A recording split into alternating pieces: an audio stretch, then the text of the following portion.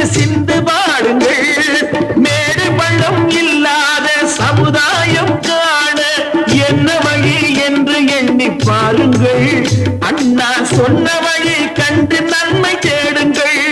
அண்ணா சொன்ன வழி கண்டு நன்மை தேடுங்கள். நீங்க நல்லா இருக்கணும், நாடு முன்னேற. இந்த நாடெங்கும் இல்லாமை இல்லை என்றாக